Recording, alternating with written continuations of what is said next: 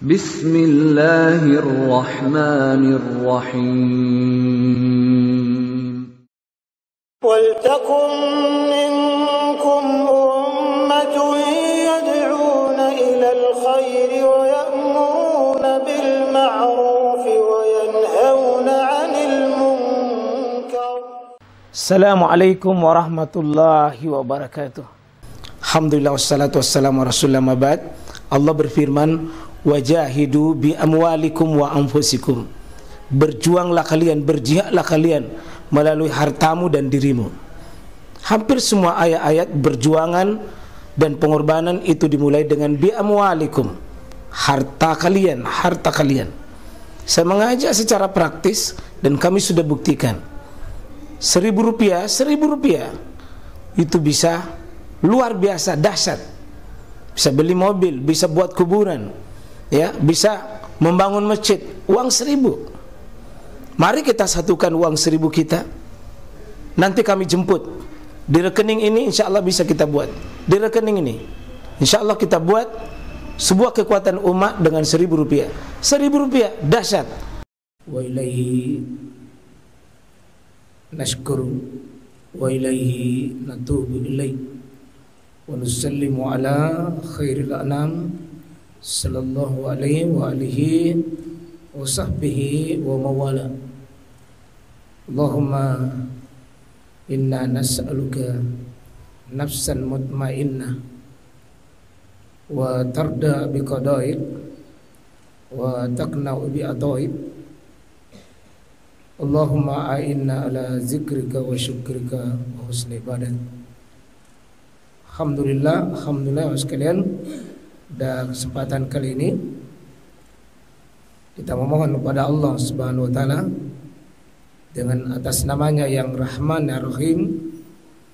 Kita berharap semata dimudahkan untuk kita memahami apa menjadi ilmu Allah Subhanahu wa taala. Dengan ucapan Rahman Ar-Rahim itu hakikatnya kita berharap dengan Rahman dan Rahimnya Allah bimbing kita, Allah arahkan kita. Bahkan seluruh ikhtiar yang kita lakukan, kita berharap tidak ada artinya kalau bukan dengan hal yang Allah rahmati, insyaallah. Di kitab ini kita akan lanjutkan di kawaid yang ke-30. Ya.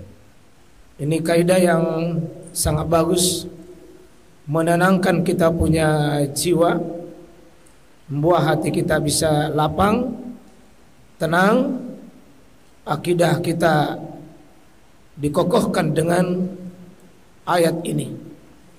Satu potongan ayat di surah mana ini, akhi? Surah At-Talaq. Ya. Ya. Wa may yatawakkal 'ala Allah fa huwa hasbuh. Kita sama-sama baca. Wa may yatawakkal 'ala Allah fa huwa hasbuh. Ulang. Terjemahnya, dan barang siapa bertawakal pada Allah, niscaya Allah akan cukupkan keperluannya. Dan barang siapa yang bertawakal kepada Allah, niscaya Allah akan cukupkan keperluannya. Ini janji yang sangat suci. Allah mewajibkan atas dirinya sebuah janji. Siapa yang bertawakal kepadaku, kepada Allah, pasti bahwa hasbuh, dia Allah itu akan hasbuh, cukupkan. Ini janji bukan janji tidak ada artinya, bukan janji buatan manusia, ya. Janji Allah. Dan janji Allah kita yakini, innallaha la yukhliful mi'ad. Allah tidak pernah mengkhianati dan tidak pernah menyelisihi janjinya. Kita akan belajar sebuah akidah yang oleh penulis kitab ini Qawaidul Hamsin.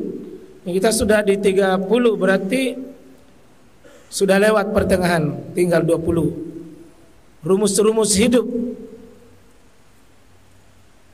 Rumus-rumus hidup yang bagus mengokohkan kita punya hati. Dan ini berkaitan hubungan hati kita dengan Allah. Ada hubungan kita dengan manusia. Ada hubungan dengan makhluk lain. Ini dengan Allah langsung.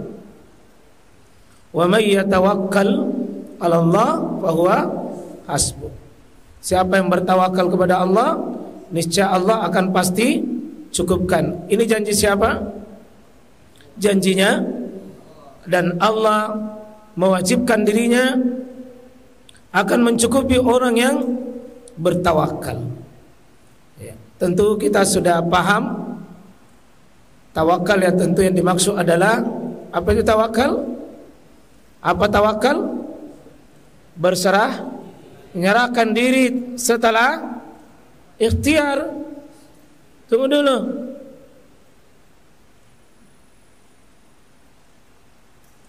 Menyerahkan diri secara total bulat sesudah ikhtiar. Jangan cuma menyerahkan diri.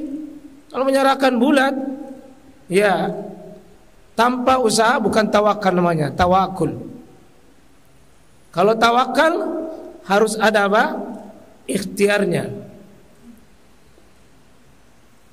Sekecil apapun usaha itu, sekecil apapun ikhtiar itu, yang jelas ada ikhtiar, baru serahkan kepada Allah Subhanahu wa taala. Kalau kita baca hadis-hadis, baca tawakalnya para nabi, menyejukkan kita punya usaha. Coba tawakalnya Maryam alaihassalam. Maryam, apa tawakalnya? Ketika dia hamil besar, malu, tidak sanggup untuk berjumpa dengan kaumnya, lari dan tidak ada makanan, tidak ada minuman. Dia lari sembunyi di mana? Di bawah pohon kurma. Tidak ada makanan, tidak ada minuman, tapi Allah kasih tahu Maryam, ya Maryam, wa guzzi, kamu goyangkan itu ilaik, kepadamu itu pohon kurma itu. Kau kasih goyang itu saja, kau sentuh saja itu pangkalnya, itu batangnya, maka insya Allah itu sakit alaik, akan jatuh itu an-nahla kepadamu, itu pohon kurma itu berguguran itu. Coba bayangkan ya, orang lapar, orang haus, tidak ada makanan, dia bersembunyi di bawah pohon kurma. Yang pohon kurma itu di atas saja ditarik begini tidak bisa jatuh, tapi Allah suruh Maryam apa? Pegang saja itu batangnya, baru kau kasih goyang. Entah kau kasih kerasi atau tidak, yang penting ada usahamu. Berguranglah rutaba, ya. Berguranglah rutab-rutabnya itu buah-buah segar yang jatuh di depannya Maryam alaihassalam. Ini tawakalnya Maryam alaihissalam. Tapi ingat, ini sudah dilatih memang Maryam. Ketika dia di dalam mihrabnya, ya mihrabnya ketika dipelihara oleh pamannya yakni Nabi Zakaria, dia sudah melihat memang banyak, sudah training latihan melihat keajaiban itu sudah biasa bagi Maryam itu. Ketika dia mendapatkan makanan, mendapatkan buah-buah, ditanya oleh Zakaria itu, dari mana? Ya, dari mana? Apa dia jawabannya? Ya, anna min, dari mana itu? Anna li hadza, dari mana ini? Apa jawabannya Maryam? Yarzuqu may yasha, itu datanya dari Allah, dan Allah akan memberikan rezeki siapa yang dikehendaki. Tidak perlu keras, tidak perlu usaha keras, tetapi itu berhasil. Ada usaha, ada ikhtiar, ada tawakal, tapi ada ikhtiar dulu. Tidak disebut tawakal kalau tidak ada ikhtiar. Kita masih ingat bagaimana istrinya Nabi Ibrahim, Hajar alaihissalam. Dia lari antara bukit Safa dengan bukit Marwah.